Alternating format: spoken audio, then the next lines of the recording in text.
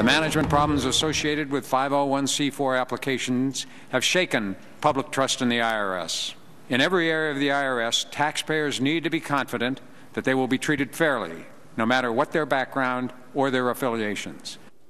It's been nearly 2 years since the IRS was first exposed for targeting conservative groups. And you just heard Commissioner John Koskinen vow it would not happen again. But now new reports revealed that it never even stopped. Some Tea Party groups have applied 5 years ago, are still waiting for answers on their tax exemptions, and it gets worse. Rick Harbaugh represents one of those groups. He's secretary on the board of directors of the Albuquerque Tea Party.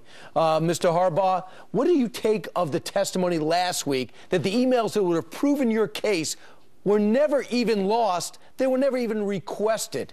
You're talking about tens of thousands. It's a major problem.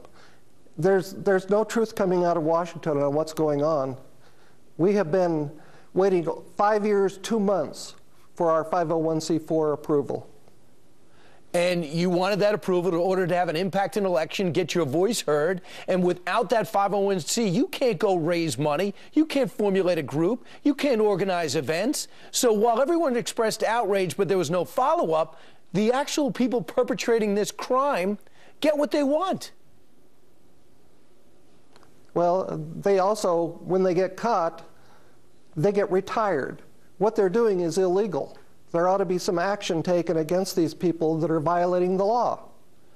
And on top of that, what about the fact that Lois Lerner and company were on deck to get incentives for doing a good job rather than get fired for doing a bad and deceptive job? Who could figure? It's just a big problem all over. Your commissioner that you were just talking about said that there are 8 or 9 Tea Party groups still awaiting authorization for their 501c4.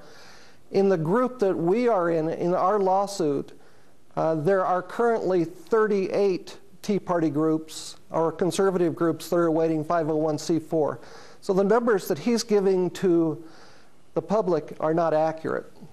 I saw Congressman Jordan especially last week addressing the IRS official saying, wait a second, these backup tapes that would have revealed these so-called lost emails that would have proven your case that you were in fact targeted were never lost. They might never have been damaged. They were in West Virginia and never even requested. So now when we see with these emails on, what do you think when we find out the contents of these emails, what do you think that'll do, Rick, for your case?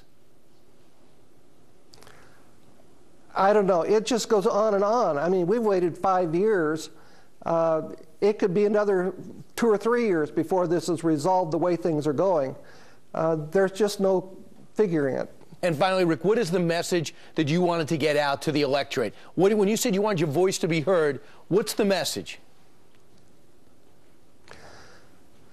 The message is that there's opposition to a lot of the programs that are out there. We ought to be given a chance to explain that to the public without being intimidated and targeted by the federal government.